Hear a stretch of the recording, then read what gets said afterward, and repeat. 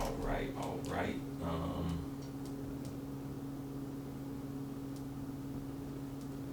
So, Mr. Kevin, is that, you know what I'm saying? And again, a lot of this can be edited, so Right.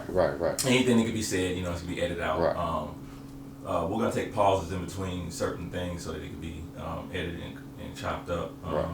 The interview probably typically takes an hour, but you know what I'm saying, you can go for as long as you want. It'll be times that I might play with the camera or whatever, and or be on my phone like recording something, but you can just continue to keep talking. You know what I'm saying? You don't Right. have to ignore me. Right. And you know, generally, you know what I'm saying, just, you know, it's just a conversation really. You know what I'm Right. saying? Like, I really just wanted to talk about like you as an African American man from, and then we in Compton, right? Yeah. Yeah, in Compton, like, you know what I'm saying? It's I'm not from California, and you grew up around here, so Right. you know, you have a perspective that nobody else has about, you know what I'm saying, what it's like to be a kid here and grow up and watch it change. What it's like to be an entrepreneur, you know what I'm saying, and what it's like to be in the music business, and then where you at now in life, you know, how you got here. This is something that's going to go along with your portrait, and then people will be able to look at it and look at your story and make the connection. Right. You know what I'm saying? Right. So, Right. so we just started off really, you know what I mean, just giving me, just you know, telling me about, like, we inside of this music studio, you know what I mean, so I'm making an assumption that you do music. When I met you, we talked about the kids program that you worked with, so it seemed like you got you got your hands in different, you know what I'm saying, baskets. So, you know, tell me a little bit about, you know, you can tell me a little bit about the music, and then you can kind of, or tell me about the earliest, you know what I mean. So let me see. You want me to just go from where you want me to go from where I started at Yeah, to so where you at now? to where I'm at, Yeah. where I began at, Yeah, and yeah. then how everything evolved Uh-huh. to where I'm at now. Yeah. Okay. You just took a picture, right, Millie? Yes. That's all. Yeah. All right. So let me see. Let me get it together. I'm gonna put it real quick. You know, so look, a good age for all of us is like, especially for boys, is when we first turn teenagers, 13. Right. You know what I'm saying? We got ideas in our head, and I mean, like, you know, that's when I had my first little job, you know, hustling and doing a little car washing and stuff like that. You know what I'm saying? What do you remember from that time? And then, like, you can, you know what I'm saying, you can start from there. But 13, I was in juvenile hall. My plans wasn't that big in 13. I was in juvenile hall. I started off sort of early with I'm not going to say really crime, but I was just in an environment where everybody was doing mainly illegal things. It was more illegal than legal. So therefore, just walking home from school and being out and passing by all the corners and everybody hanging out and selling drugs, and see the nice cars and the nice clothes and everybody, you know, big chains, everybody got money, everybody happy. So that was the route that I had sort of chosen. It wasn't the best route, but that was just a route that I had chosen. I think I'll sort of blame that on our social demographics. Is where I'm from, you know, in Compton. That's basically what it was. You know, I'm not going to say it was all bad, because there was a lot of positive too, but it was more bad that I saw than good. So from 13 to, man, it was a while. I stayed in the juvenile detention center back and forth for a long time. And till like, after I was grown, like 18, 19, I started to sort of break out of that zone. Like, okay, this jail thing, not it. It's like every time I look up, I'm in jail. And it wasn't a good look. And then us being from Compton, it was just sort of, it was basically what they expected, you know, based on stereotypes, you know, as young black men, gangs, drugs, jail. That's what it all equaled up to. So I was in a gang, I sold drugs, and I went to jail. I did all of them that it was set up for us to do. So then when I was 20, 21, I started hanging around a cat that was a little older than me, and started learning new things and different things, sort of trying to get my mind out of this this realm that I was stuck in, the ghetto, because it's like it's actually true. If you don't know no more, you don't see no more, you'll do no more. And I was sort of I was always adventurous, where I would step out of my boundary and out of my comfort zone and go see what else was out in the world and around, versus everybody sort of want to stay in this one little section in the neighborhood. So I think that was an edge for me, because I had always been adventurous, where I wanted to be outside the neighborhood, not just only inside but outside as well. So I got a chance to see a lot more than the average did, and seeing a lot more made me want a lot more.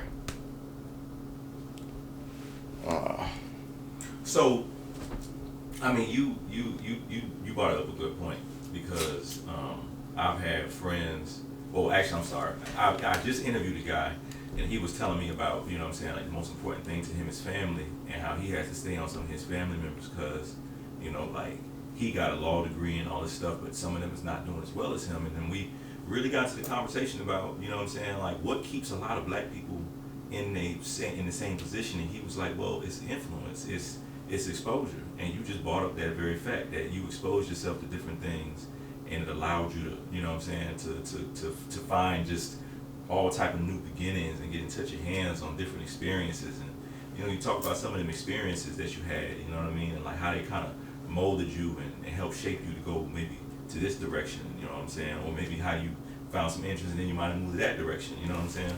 right. Well, when I was 2021, it was like I was sort of lost. It was like I was running around. I was pretty lost, but when I say lost, it's lost like trying to find my way in the world and what I wanted to do and who I wanted to be and what I really wanted to achieve just in life. And uh, ran into my buddy, stayed around the corner. So he was like, "Well, hold on one second. Let me see." So I'm trying to not really say his name. No, you ain't got to. You can just say my buddy. Right, right, Yeah, right, I'll edit that out. right. I'm trying to see how I can edge this around the shots. Go ahead and lay it out there. Ah, all right, I'm gonna go ahead. This is my start, so I'm gonna give you the good one. Okay. I'm gonna give you the good one. I'm gonna give you the good one. Um. All right, so where we start at as far as in the neighborhood, and what was that? Okay, so when I was 21, um, I ran to, I was hooking up with a buddy around the corner from the neighborhood, and he was doing a lot of promotions and concerts and situations like that. And he was telling me like, man, it's a lot of money. It's a lot of money in it. So me, that was my thing. I always been trying to get some money, however I could, whatever I could figure my way out to do to get some money. That was my pet peeve. So he was like, it's a lot of money in this music business, man. Like, you could do something different. You don't have to be running around in the gangs and gang banging all the time. And, it's a whole nother life out here. And I'm like, well, shit, where is it? Because I don't see it. All I see is what I see right here. And there's guns and drugs and gang banging. And, I mean, the only time the camera come around was somebody dead taking pictures.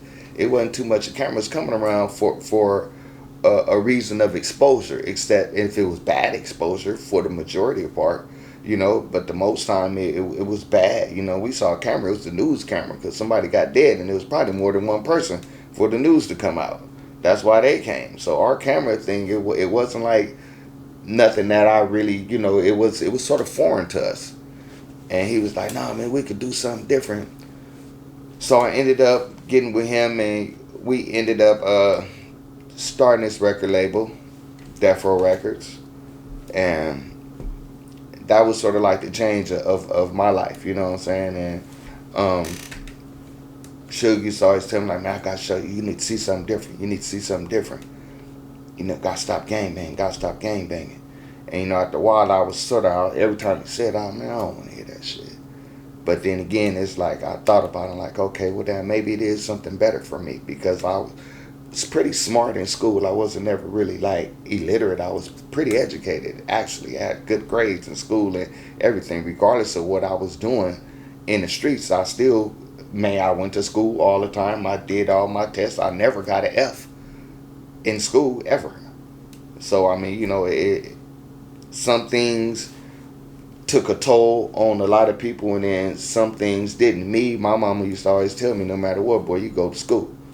Education, you're gonna need the education. So no matter how much I didn't really want to hear what she was saying, I did maintain to stay in school. So he was like, man, let's start this company.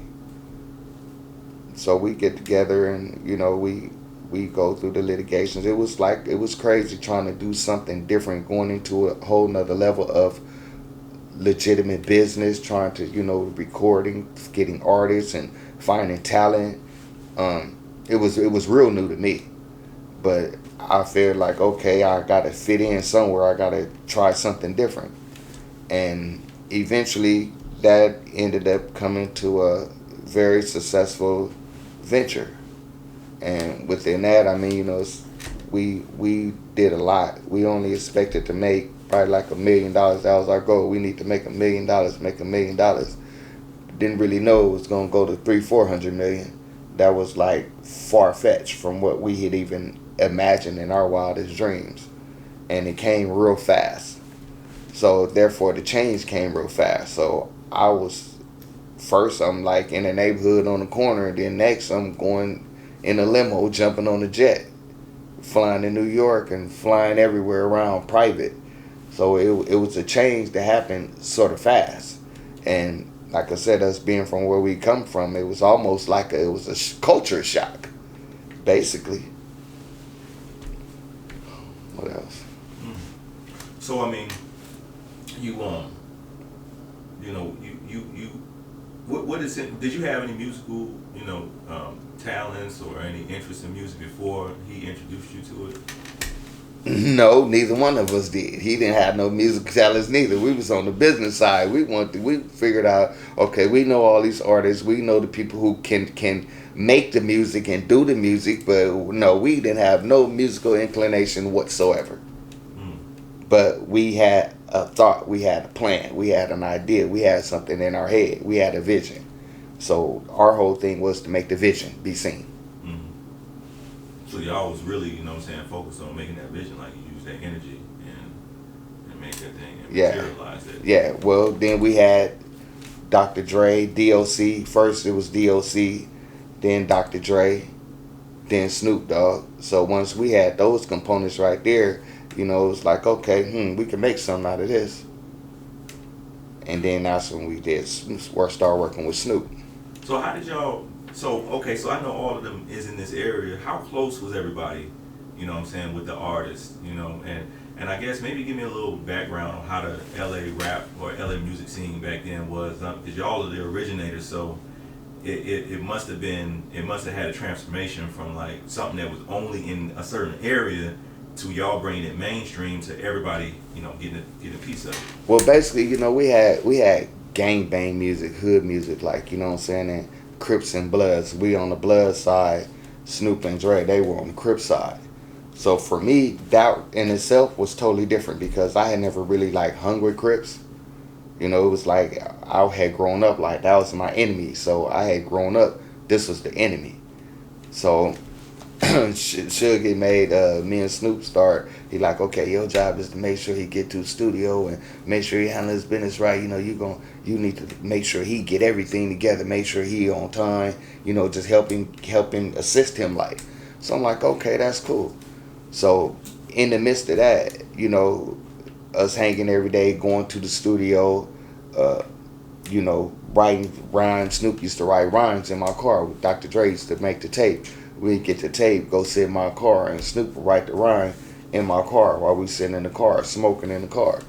So it was like, it was rough. Everybody think like it just like blew up and just came like to this whole big magnificent thing, like, but it was trial and error, and it was a nice run. It was a rough run actually at first. All doors wasn't opening at the beginning. It was more doors that were closed than that were open. And then once the doors opened, it was like we was like water. We flooded through the doors. So, so I guess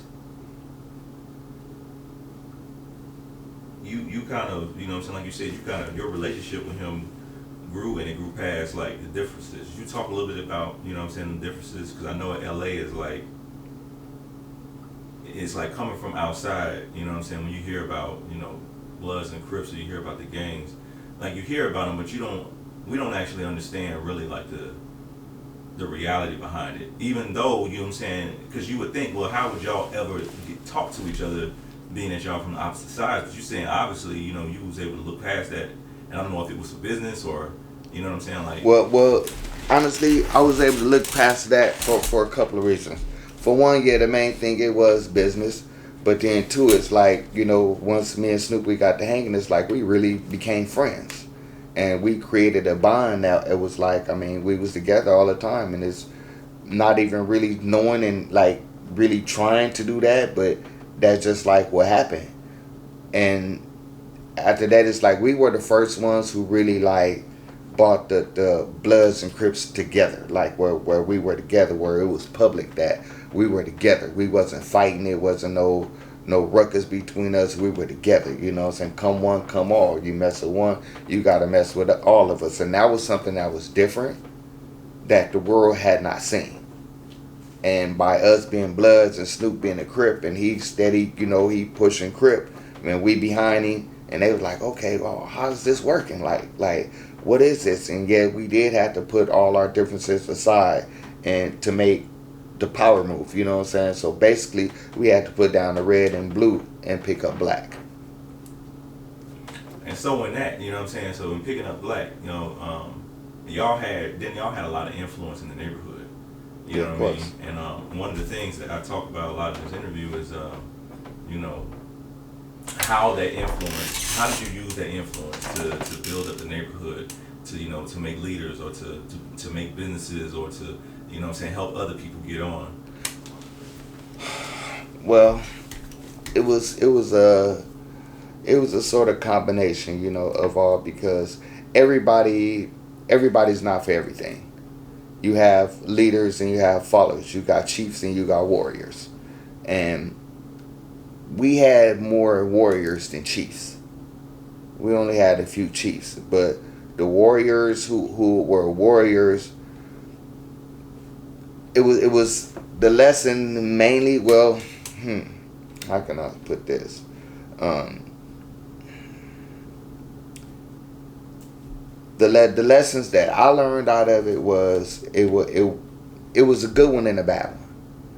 Because for one, it was good because we were at this pinnacle where we were able to do different things, show everybody different things in different parts of life, just different way of living. But everybody wasn't ready for that. So it did have a lot of character adjustments, shall I say, to where, you know, it did good for some and then it did bad for a lot as well. It wasn't just all the way good, you know, because once all the money came, it's sort of like the unity left. So it was sort of hard to get this real unity when it was so much money coming in between, because everybody saw the money and lost sight of the unity. And talk about that, you know what I'm saying? So that happens a lot. You know, do you feel like, you know, what do you feel like the how do you feel like money breaks people up, breaks up relationships that people have? Woo, boy. Well, I'm gonna say this: when they say money is the root of all evil, they never lied.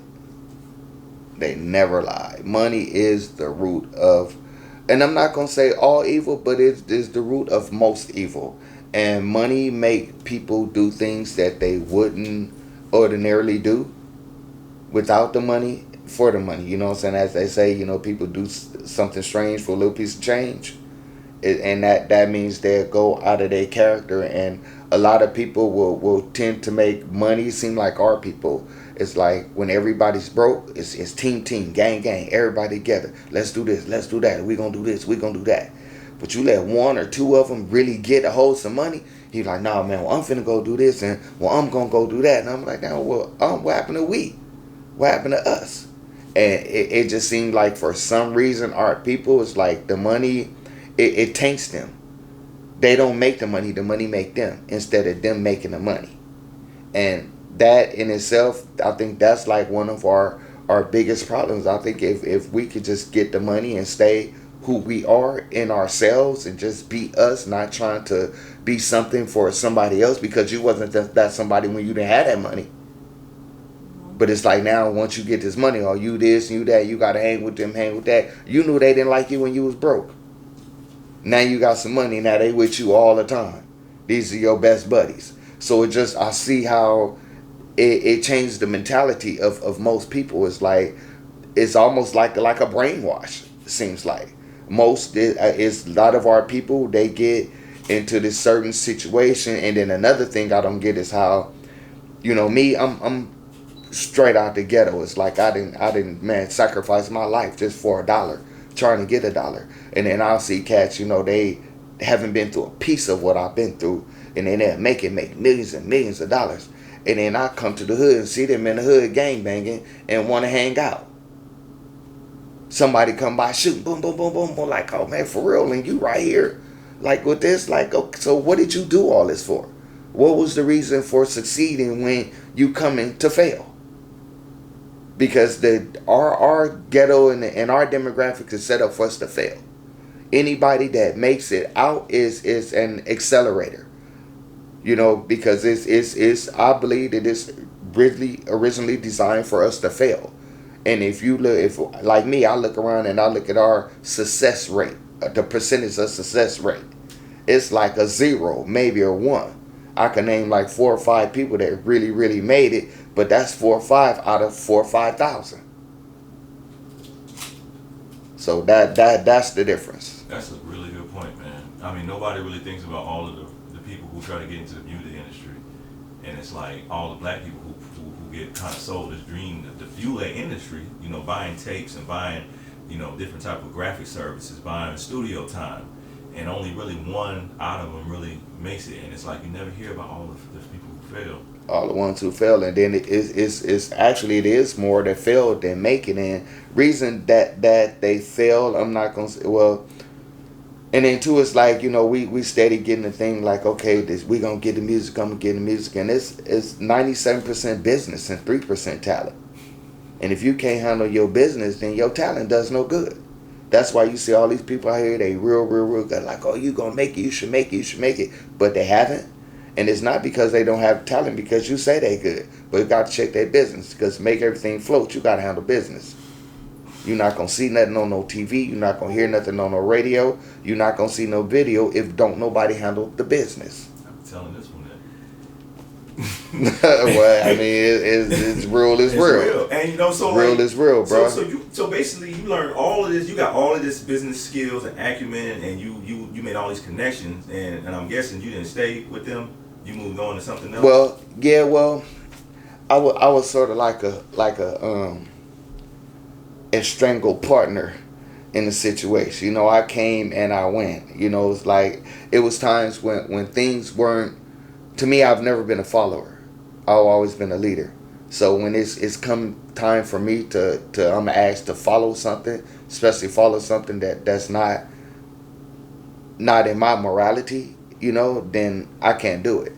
So, and before I do something and lose my sight of my morality, then I'd rather dismiss myself from the situation. And that way, because I have to remain me at all times. Yeah.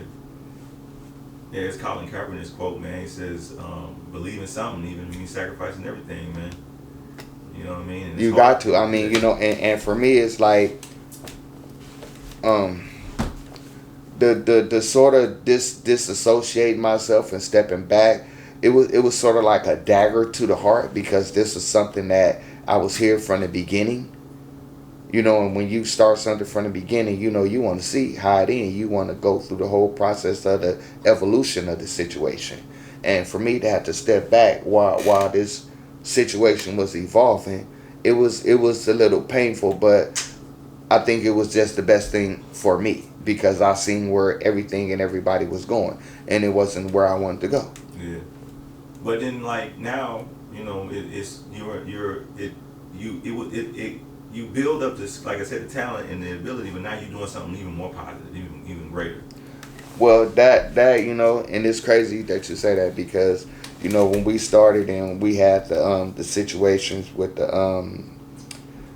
what was her name, Dolores Tucker running over the CDs with Snoop, and the degrading of the women, and the degrading of his the album cover, the Doggy Style cover, the artwork on that, they degraded all that.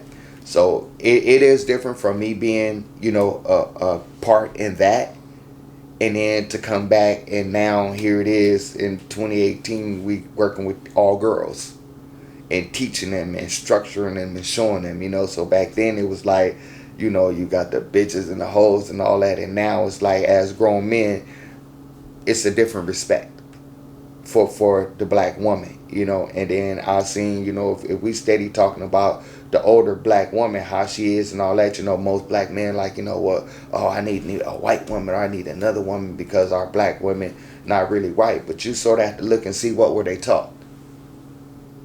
See, and if they wasn't taught certain things and certain elements when they was 16, 17, and that, then when they 26 and 27, these are the elements that they missing. So you can't really fault them for not really knowing what they were never taught. It's just something that they don't know. So right now, our focus is to have these young girls and to teach them, structure them morally, etiquetely, educational, just as women, business women, as artists, it's like a full round scale of what we do now in our program with the Compton Kids Club, as far as the mentorship and the teaching and the structuring. And right now, how I look at it now, these girls at 16 and 17 and 5 to 8 years now, they're going to be mothers. So whatever information that they don't get now, that they don't have when they had those kids, then that's less that these next generation is going to learn. Unfortunately, most of our people are single mothers with the fathers in jail and the mother also to by herself. So she out here by herself already struggling, and then haven't really been taught too much about life and just morals and growing and all that. Then it's like it's another bad generation going again, because this is what they being taught. And if you got a teacher that can't teach, how could everybody learn? Man, that's true. So let me ask you this then. So tell me about some of the fruits of this labor that you've been putting in with these girls. I've been hearing a lot about the different tours and invitations and appearances that y'all have been making. Well, man, for one, too, I got to give a shout out to my boy, Fred Martin, because he's the founder of the Compton Kids Club. He started it, and he brought me in like, bro, we need to take this to a whole nother level. And once I got inside and I met the girls, and I just seen all of what he was doing and what the program did for the girls, and I seen how they really, really genuinely wanted to be there. Not like a force, it's like they wanted to be there. They want to be there. They want to learn. They want to do something. So that in itself, it reminded me a lot of myself when I was younger. And I figured like, okay, if somebody took me and showed me something different, it's only right for me to take somebody else and show them something different. And they want to go with this Hollywood life and all this, and I've been doing this for 25, 26 years now, before they were even thought of. So this is sort of like a lane that they fell in that I know the lane. So therefore it's like this, we've been getting a lot of big appearances, like with Diana Ross. We performed Diana Ross, the Muppets, with Beck. Tom Steyer's always giving us good advice and helping us and putting us on his fundraisers and all that. Diane Warren. It's like we have so many people who see what we're doing and see that how positive that it is, to where they're taking a part, without without us even asking. They just see it, and then they're like, hey, what can we do? So this is steady what keeps us evolving and catapulting with this, because it's the support not only from us but from our people who are our friends and our resources that see what we doing. So they just helping us push and push and push, because this is the future. We doing it for the future. It's not really for us. It's for the future. Yeah, you're right. Speaking of the future, let's talk a little bit about the past. I would love to know, like, where's a young Kevin and family from? You know what I'm saying? You don't have to go into details about anything. You know, you talked about most of about your upbringing, like what you're Right. involved in, but more or less just talk about the family. Like, Okay. what was family life like? You know what I'm saying? Um. At that time, growing up in that area. You know, tell me who your Well. mom was. If you can, tell me your name. Tell me where you're from, and you can move from there. Okay. Well, yeah. Well, I'm Kevin Woods. I'm from Compton, California. Born and raised. I've never lived no. Well, I've lived other places, but born and raised in Compton. My mom still live in the same house that I was raised in. Um, Being from Compton, growing up as a kid, it was fun. As kids, it was fun. It was like a big old family. Like everybody in the neighborhood knew everybody. Everybody mom knew everybody. Everybody, your when you got family coming in from out of town, everybody know. It was like a real big family. And it seemed like just as time went on and as people, started moving out and different people moving in, the structure of the family sort of dissipated. And now it's like, I'm not saying like a foreign place, but when you don't have that family feel that you used to have somewhere, it's just not the same. And we grew up. It was a lot of at first. I was teenager in the '80s, so in Compton in the '80s, it was crazy. Like most of my friends are dead. The majority of my friends are dead, and the other piece of them are in jail. It's only a few of them that's still out and about. Ones that I've grew up with and that I dealt with on a daily basis as a child. Is mostly all of them are dead. And I mean, I don't even really even know what to say about that, because it's not like I can. It's like I watched so many of my friends die. It almost become like a ritual, And after so many times of that, you get numb. I used to call myself. I used to say I was a professional pallbearer. I know how to do the whole pallbearer work. Pull the casket out the car, put it on the rack, put it back in, roll it in the church. I done everything, like multiple times, time after time again, and just from seeing that in itself made me want to do more. And it's crazy because want to do more, I still had to deal with the fear of, am I next? Because I'm still in this same circumference. I'm in this same area that I'm with, because I'm with the people that I know and the people that I've grown up with.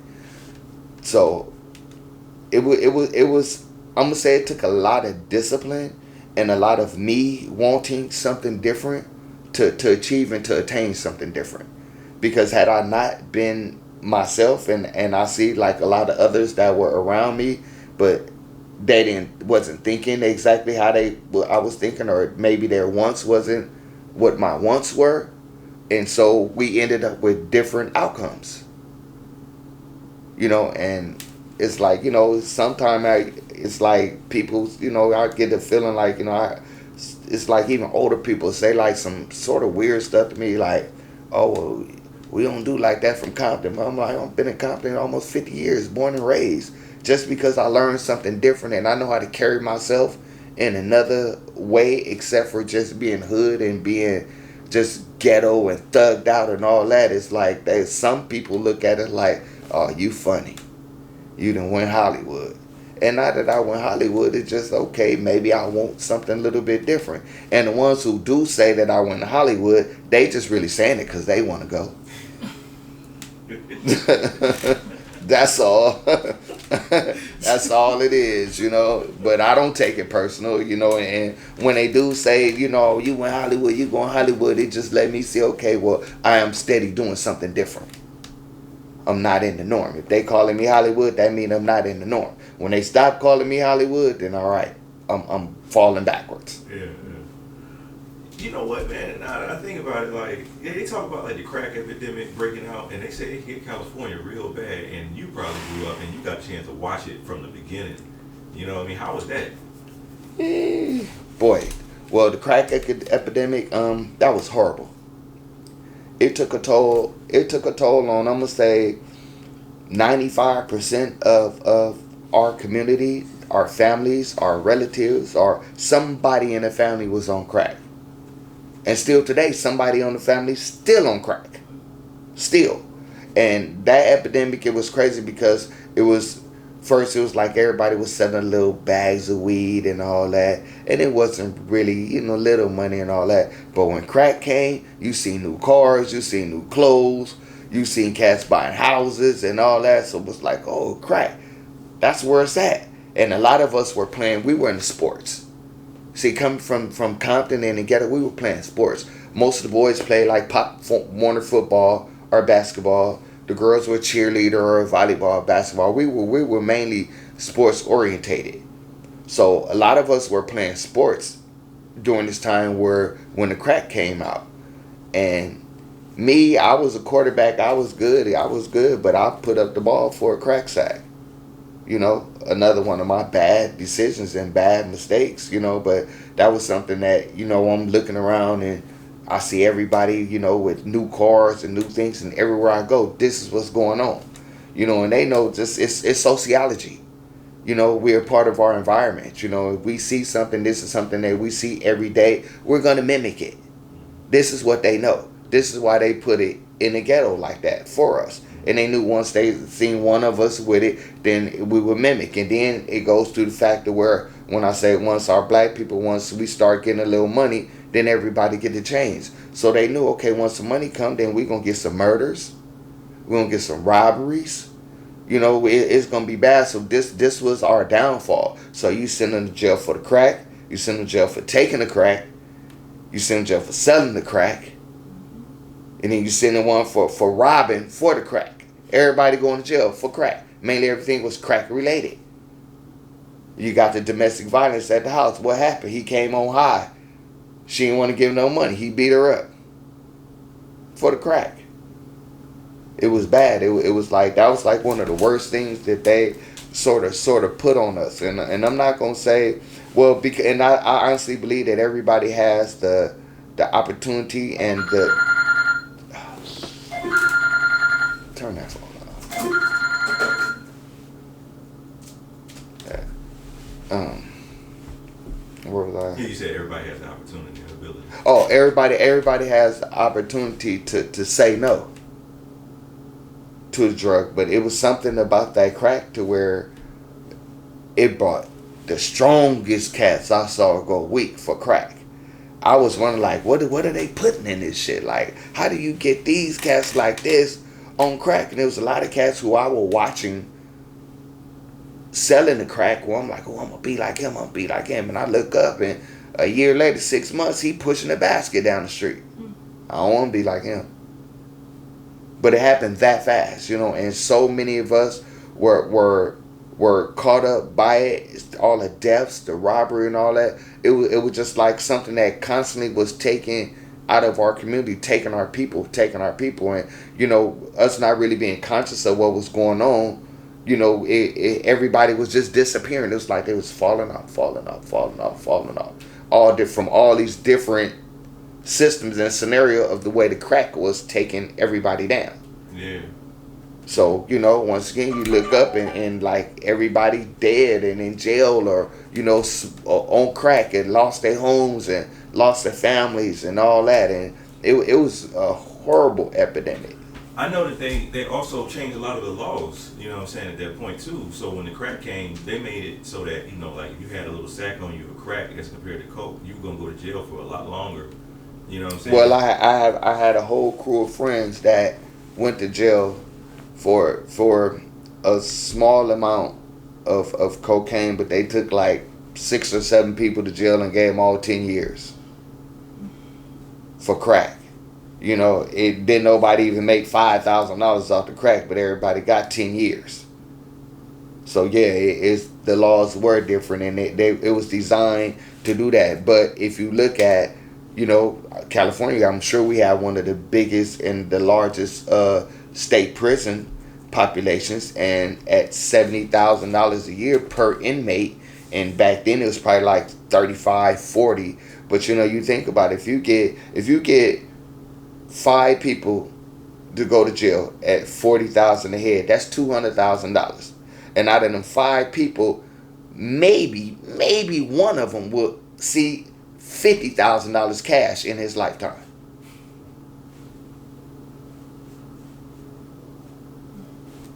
Just real. You know what's funny too?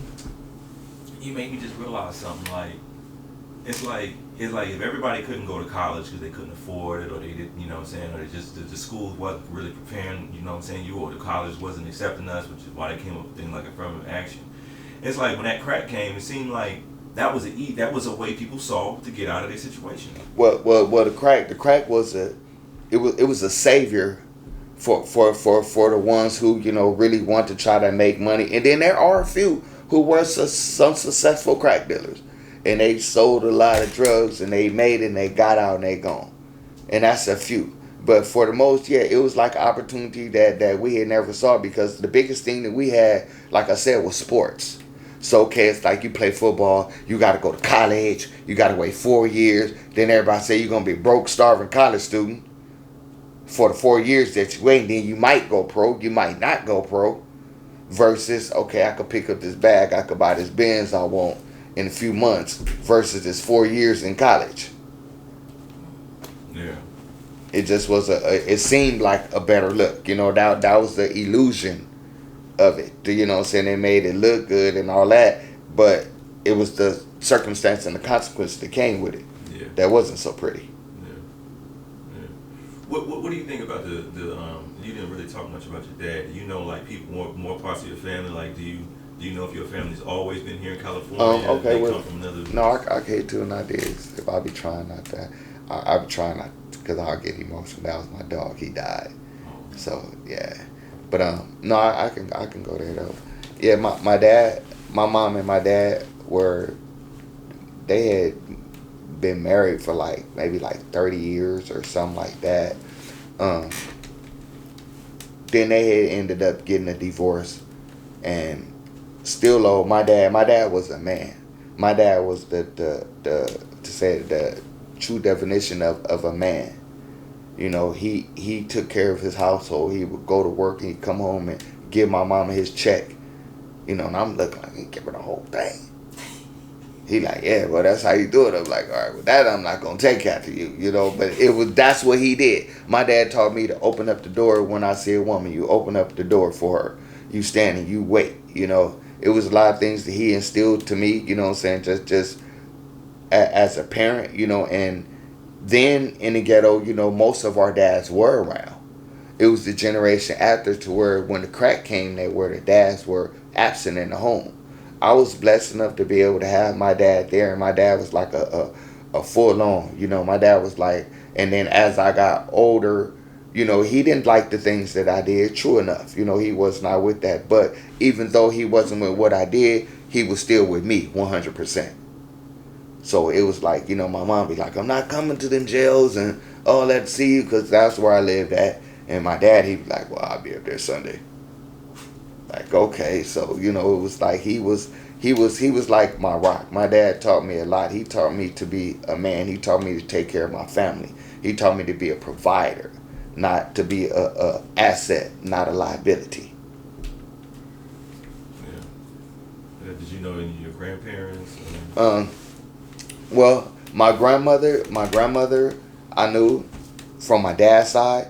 I'd never met none of my grandparents on my mother's side. And I met my grandmother and my grandfather on my dad's side. It's funny that you say that, because my grandfather, we had like a bittersweet, I'm gonna say, relationship almost, like, and only because, you know, it was just something again that I had to learn and found out, because when I was younger he would come around and all that, and then as I got a little older he wasn't around, and then it's like there was things happening to me, like I was getting shot and going to jail and all that, and he was just never there, you know. So he would never even call like, hey man, how you doing, you all right, I heard you got shot. So I started thinking like, man, he don't really care about me like that, like why this dude not coming to check on me. So then it's like I got shot one time and it was real bad, and I was expecting to see him, and I didn't see him, I didn't hear from him, he didn't call me or nothing. And then it was like My dad was like, he said something about his dad, and I'm like, man, he don't care nothing about me. Like he ain't even, come and check on me or nothing like that. And I was bitter with him. I was mad. And then it wasn't until after he had passed, and then I started asking questions, just about him as a person. And then my dad said, I like, well, why he leave me like that? I know his daddy wouldn't leave him like that. His mom wouldn't leave him like that. Why he do me like that? And my dad told me, said, well, son, he never knew his mom or his daddy. He was adopted. So his reason and for him abandoning his abandonment, I had to sort of understand that. I didn't understand it when I was younger because I didn't ever ask the question, why did he do that? But had I known that, he had been abandoned as a child, he was in a orphanage and all this, he was adopted. So I mean, and from what I hear and I always see, they move and move on and move on and move on. They never stay there, and they say when they orphans, they sort of get something in their heart to where they just have to cut loose because they know they're not going to be there for long. So this is, and I had to take that like, wow, that's crazy. Had I known that, I think that I would have responded a lot more different to him. But then once I found that out, I'm like, damn, why y'all didn't tell me? But it was only because I never asked the question. So it's like, we get to that where a lot of people, where we assume things or something instead of just really asking the question and taking it for what it's really worth. So that was my bad for assuming that he had everything that I had. But then in the token, it let me know how blessed I was to have my mom and my dad in the same household and to know them. And even to know them because he didn't know none of that. So now I want to ask you this then. What's your best and worst memory of growing up?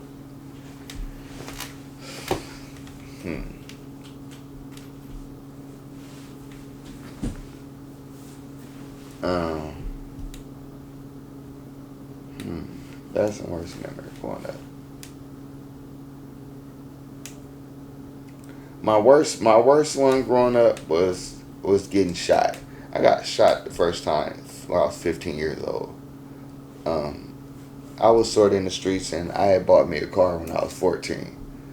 So it was a lot of older cats. They were sort of mad at me because I was like doing things that the grown dudes were doing, but I was a kid. And they came and they seen me and they shot my car up. Shot my car up. I had like 30 some holes in my car. Shot my car up with an AK, and I was like 15 years old. These were some grown men. But I'm like, okay, so this is what the pedestal that I put myself on. So I sort of had to, ride that out. And that was like one of the worst. It was like one of the most scariest situations that I had because I was only a kid, and to be getting shot up like this as a kid, that was crazy. And I said I had 31 holes in my car. And let me see, the best part. Let me see. I had a lot of good parts. I'm not gonna lie.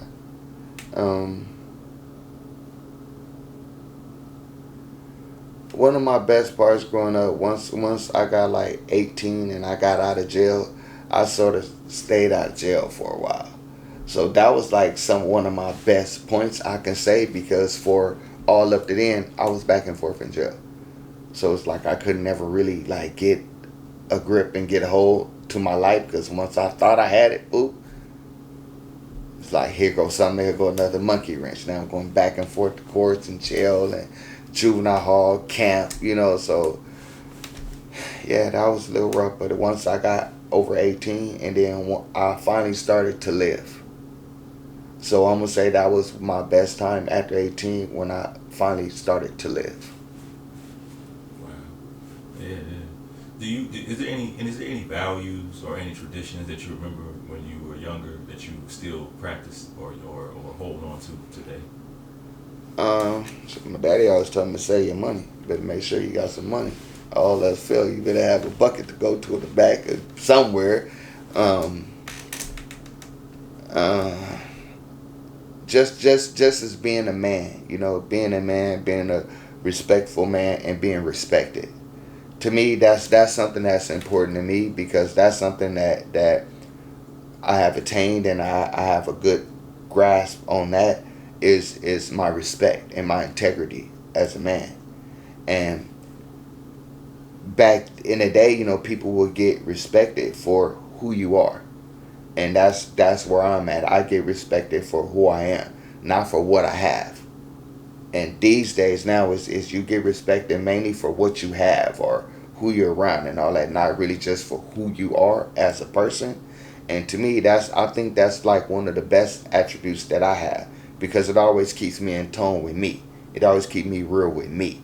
And without me, I'm nothing. And that's what people don't understand. It's like they wonder, like, oh, I was doing good, and then this happened. That's when you lost yourself. When you lose yourself, you're gonna get lost. It's like riding a ship without a compass in the ocean. You're just gonna float around and float around and float around. You're not gonna ever hit no land. You're not gonna ever hit the spot, the destination. You're gonna stay floating in the water. So me, it's like, I'm more of a destined type guy, where I see something and I want it, and I'm gonna go for it as my final destination, or a destination that I'm trying to get to. So I think that's another one of good attributes that we learn, is just being kids. Never quit. When you start something, you finish it. Yeah. I'm learning that right now on my job. But, all right, so a couple more questions. This next question. So what do you think of? Do you think artists, and when I say artists, I mean musicians, even painters, writers, do you think we're doing a good job right now of representing Black African American culture? Yes, I do. So, from me being, so I can speak on that too. That's a good one. From back in the day to now. Okay, for instance, we were like the first blacks in Hollywood, like really, like from neighborhoods, like we were like the first black gang bang, like, okay, we were Bloods in Hollywood. They like, huh, Bloods, like, what is that? For the people in Hollywood. So now the people in Compton, they knew, like, oh, they in Hollywood. So it was big for the people in Compton for us to be there, and it was strange for the people in Hollywood for us to be there. And now it's taken a toll to where our people, I see way more of our people inclined in everything, sort of almost everything, within the sports, within the art, within, I mean, everything. It's like even with law, modeling, all this is like our black people, we have evolved to something, which is great. That's why everybody want to be like us. That's why everybody mimic us, because we have evolved. Our evolution has been great. That's why we are the most feared, because our evolution is great. And then, back in the day, it was like, a lot of athletes, they might get $1 million, $2 million contract. Now they can get a $200 million contract, which is totally different from then and now. So I think that the ability to succeed is far more greater now than it was then. And maybe the competition is a little bit more fierce. Maybe it was easier then because there wasn't that many people trying to get there to the top. And then with these social media networks and all this, which has been an ego pump for a lot of people to put them in places where they never even thought they would be, or, because this social media have built their confidence up to where they, okay, now I'm somebody. So, we got this where everybody, which they should feel that they're somebody, but, everybody's sort of feeling themselves. So it sort of makes it a little bit, make more sense for you to go out and do something and then be successful and to attain this assets or this prize that you out here trying to get. Mm-hmm. And I think that our people, we're doing an excellent job at it. We're doing a good job. We're evolving, and I think that once we get the unity structure back with the evolution, it's so much power. But then it's like, it's so much money. It's like within our black people, we've made so much money, but with everybody spread out and not together, it doesn't really have impact like it would. But being that if more people and the unity would be a little bit more better, then I think that we will go further and further and further and further, and we will, you know. But I think that the unity is that's what's missing. Everything else is there, but I think that like the unity and the the realness, you know, that's what's gone. The unity and the realness, you know, and I don't see how it's like it's not really hard to keep it real. Like how a lot of people seem like it's like impossible to just keep it real, to be you, to be truthful, not lie, not be fake, and all that. But more people want to take this other route, you know, instead of just really being real. So like once again, like I said, when they do that, they lose themselves. Mm-hmm. So you know, you got a lot of everybody want to be something and be something that they not. So this is everybody. This is a lot of lost people. So how can we attain? How can we grow when everybody lost? You know what I'm saying? And we can't find the prize when we trying to find ourselves. Yeah, you're right. Yeah, it is. It is. They just need their unity. Well, but I got two more. I got one more question and then I got one activity. So, you know what I'm saying? I'm gonna paint a portrait of you in this, you know, and from this conversation, you know, what parts of yourself would you want to see in that portrait? What you mean by that? What parts? Like as far You know, as like your physical parts, mental parts. Like, would you want to see yourself happy, smiling? Would you want to see, you know, you got jewelry on? Would you want to see jewelry in the picture? You know, do you want to, like, for instance? This is me. Yeah. This is me. All the time. Look at my Instagram. Look at my bitch. This is me. Just gonna be me. That's all. That's what I'm good at. Perfect. Just being me. I ain't too good at being nobody else or nothing else. Me, I got that down pat. I could do that. I like that. So this last exercise, this is gonna be a good one. So it basically, what I want to do is, I want you to be able. I want to give you the opportunity to talk to say and sort of to the world, to profess who you are. And I use this a lot in the pictures and in my marketing. You know what I'm saying? And what it is that, you know, we, especially as black people, we hear a lot of stereotypes about us. I'm sure you've heard racial slurs, especially when you go to Hollywood. People said you're never gonna make it, maybe. Right. They said you're just gonna fail.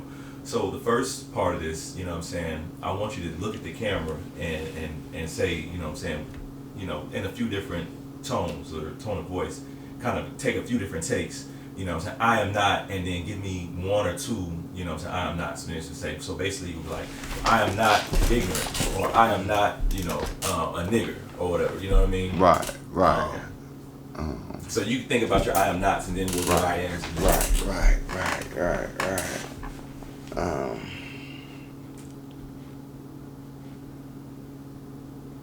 Yeah, I'm not a thug. I'm not a drug dealer. I'm not a racist.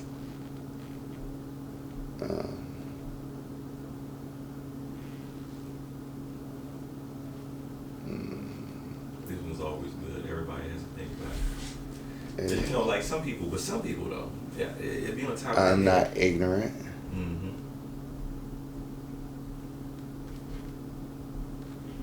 Yeah, that is a good one. Yeah. Because them knots will add up.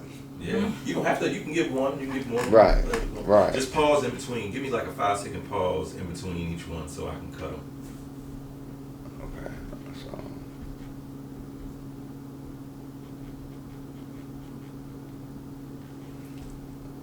I'm not a thug. I'm not ignorant. I think I want to use him too. Because a thug will carry everything. Everything. Yeah. Huh? That's awesome. Right. Right, I'm not a thug. I'm not ignorant. Okay, yeah, I'm going to do them too. Do it now? I'll give it 1 second. Okay. Do something. You got your IMs? No. I'm not thug. I'm not ignorant. I am intelligent.